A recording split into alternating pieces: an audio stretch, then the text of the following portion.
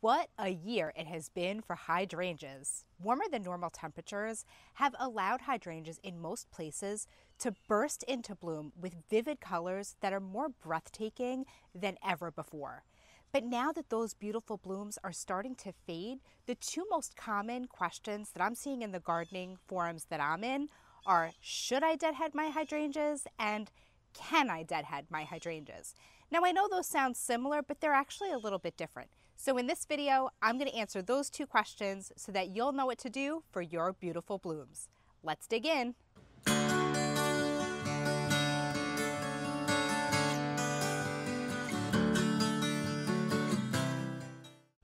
Now, you're probably aware that Mophead hydrangeas, big leaf hydrangeas, usually bloom on old wood.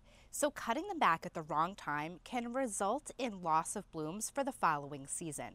So this is why people get nervous about whether they should or can deadhead their hydrangeas. So first, let's answer the question, should I deadhead my hydrangeas? So there's no reason why you have to deadhead your hydrangeas. That's a matter of personal choice, or sometimes it's a matter of your hydrangeas getting so big that they're overtaking a walkway or some other space where they need to be trimmed back. You do not have to deadhead your hydrangeas for any other reason.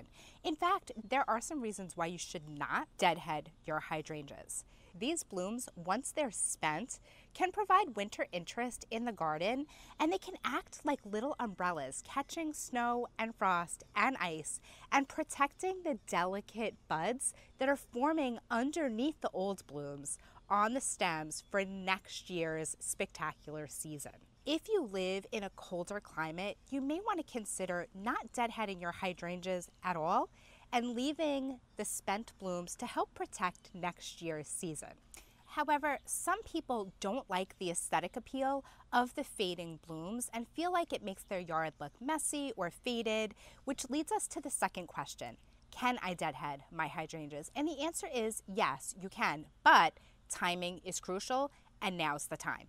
If you're interested in pruning your hydrangeas or deadheading them to give them a more tidy appearance, you want to do that in the next week or so. Today is July 24th. I aim to always prune back or deadhead any hydrangeas that need it prior to August 1st, which gives you about a week. If you live in a colder climate and you really want to deadhead your hydrangeas, but you're worried about protecting the blooms and not having the spent blooms to do that, you can always look into a frost cloth or a blanket. Get it? Plant blanket. Really clever, right?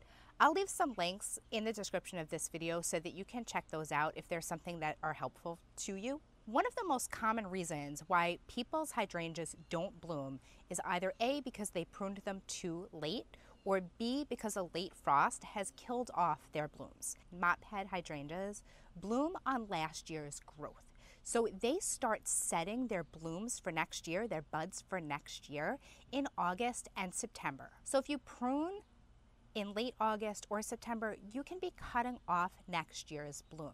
Now, I know some of you savvy gardeners out there are saying, well, what about newer varieties like Endless Summer that bloom on old wood and new wood? There's also a fantastic hydrangea called Stargazer, which is a little hard to find, but that one also blooms on old wood and new wood.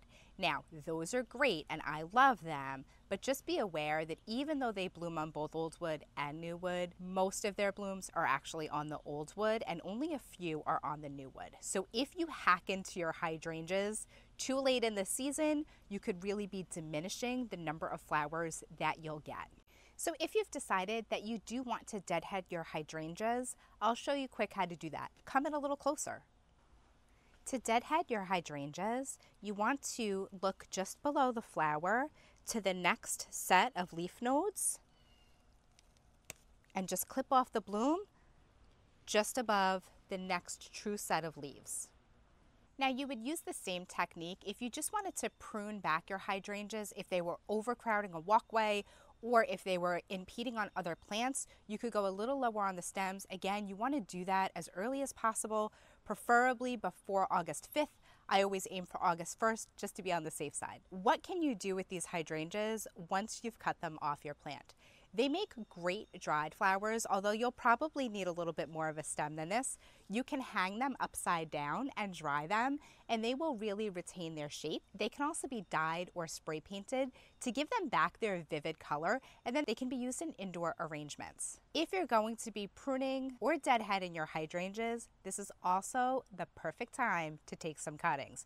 Now, you know me, plant propagation is one of my favorite hobbies, so if that's something that interests you, you would use a similar technique. Come back in and I'll show you how you would do that. Just like when you're deadheading, you want to find the true leaves, but for a cutting, you're going to need 2 sets of leaf nodes. So I'm going to cut at a 45-degree angle below the second leaf node. And then I'm going to come up just beneath the flower and cut just above the first set of leaves. And here's my cutting. Here's a fun fact about hydrangeas. While almost every other plant needs to have at least 2 leaf nodes, some 3 or 4, hydrangeas actually only need 1. Have just 1 set of leaves on the top and take your cutting in between the other nodes, and you can still root your hydrangeas. Now, I've tried it that way and I've tried it this way, having 2 leaf nodes. And I will say that my success is much better when I have 1 set of leaf nodes on the bottom and 1 on the top. But if you were only deadheading your hydrangeas, you might still be able to get some of those small cuttings to root. If you were going to do it this way, you would want to take your cutting, strip off the bottom leaves, cut down the upper leaves,